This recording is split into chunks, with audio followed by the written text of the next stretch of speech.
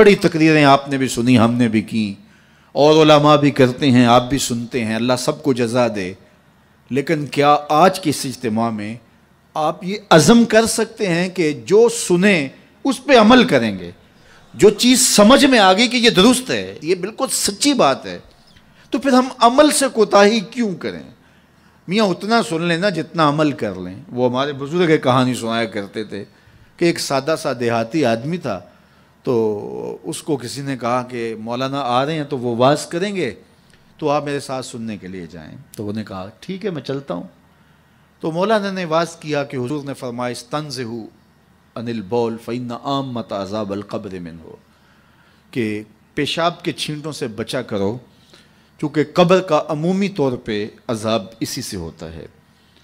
تو کہتے ہیں کہ انہوں نے ساتھ طریقہ بھی یہ بتایا کہ نرم جگہ پہ پیشاب کیا کرو۔ اس وقت یہ واش روم اس طرح کے تو ہوتے نہیں تھے، تو نہیں تو تھوڑی سی ریت اپنے ساتھ رکھ لیا کرو، جہاں کہیں سخت جگہ ہو اور آپ کو حاجت ہو تو وہاں تھوڑی سی ریت ڈال لی تاکہ چھینٹے نہ اڑیں اور آپ کو تکلیف نہ ہو۔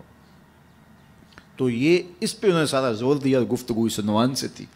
مجلس ختم ہوئی، واپس آئے تو بات بھی ان کی سمجھ میں آئی، یار ان سے عذاب قبر ہوگا، اور یہ مولانا تو نہیں کہہ رہے، یہ تو اللہ کے رسول کا فرمان سنا رہے ہیں، تو یہ بات تو ٹھیک ہے۔ تو انہوں نے سفر میں اپنے ساتھ ریت رکھنا شروع کر دی، 2-4 کلو ریت اپنے ساتھ رکھتے۔ تو 8 دن کے بعد وہ پھر آ گئے، تو کہنے لگے کہ وہ حضرت مولانا پھر آ رہے ہیں کوئی، تو آئے، ان کا خطاب سننے چلنا ہے۔ وہ کہنے لگے میں ابھی 4-5 کلو وزن اٹھا سکتا ہوں، عادی ہو جاؤں گا تو دوسرا خطبہ سن لوں گا، لیکن ہم تو روز، وہ کئی لوگوں کی عادت ہوتی ہے کہ دوپہر کو یہاں سننا، شام کو وہاں، دوپہر پھر نمبر بھی لگاتے ہیں تقریروں کے، فلاں مولوی نے زیادہ اچھی کی، اس نے تو بہت زیادہ اچھی کی۔ وہ جج بنے ہوتے ہیں اور نمبر لگا رہے ہوتے ہیں۔ کانوں کے چسکوں کے لیے حضور کے فرمان نہ سنو، روحوں کے قرار کے لیے حضور کے فرمان سنو۔ حضور کے دین کو جو ہے وہ انٹرٹینمنٹ نہ بناؤ کہ ٹھیک ہے وہاں بڑا چسکا آتا ہے، فلاں بڑا سرور دیتا ہے، لیکن یہ طے ہے کہ ہم نے زندگی اسی طرح گزارنی جس طرح ہم گزار رہے ہیں۔ ایسا نہ کرو، اپنا نقصان کرو گے۔ یہ زندگی اللہ کی امانت ہے، روز روز نہیں ملتی، آج گزر گئی تو کل یہ وقت ہاتھ سے نکل گیا۔ یہ عزم کرو، جو سنو، اور اگر آپ کو یقین ہو کہ جو کہا جا رہا ہے وہ سچ کہا جا رہا ہے تو پھر ہمارے پاس کوئی دوسرا راستہ ہی نہیں ہے اس پر عمل کرنے کے علاوہ۔ تو آج کی اس مجلس میں اگر ہم صرف اسی بات کو طے کر لیں کہ آج کے بعد جھوٹ نہیں بولیں گے، ٹینشن ختم ہو جائے گی، اندر کی بے قراریاں ختم ہو جائیں گی، روحوں کو قرار آنا شروع ہو جائے گا، باطن کو اجالے نصیب ہو جائیں گے۔ تو یہ میرے حضور کا کردار ہے کہ میرے حضور صادق بھی تھے، میرے حضور امین بھی تھے۔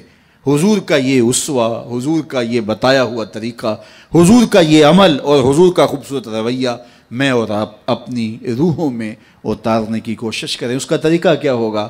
آج ہی سونے سے قبل 5 سے 7 منٹ کے لیے، ویسے بھی سونے کے وقت بندہ کچھ نہ کچھ سوچ رہا ہوتا ہے، تو 5 منٹ کے لیے سوچیں آج سارے دن میں نے کوئی جھوٹ تو نہیں بولا، اور آپ دیکھیں 1 2 3 4 5 اتنے جھوٹ میری زبان سے نکل گئے، تو یہ تو بہت نقصان ہو گیا۔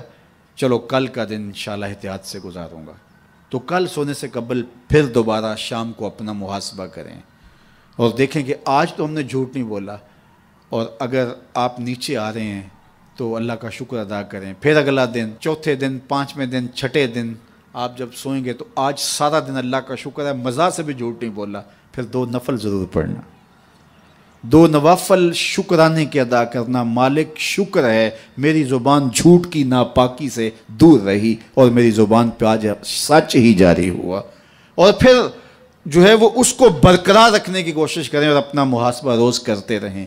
چند دن کے بعد آپ دیکھنا کہ زندگی گزارنے کا نشہ آنے لگ جائے۔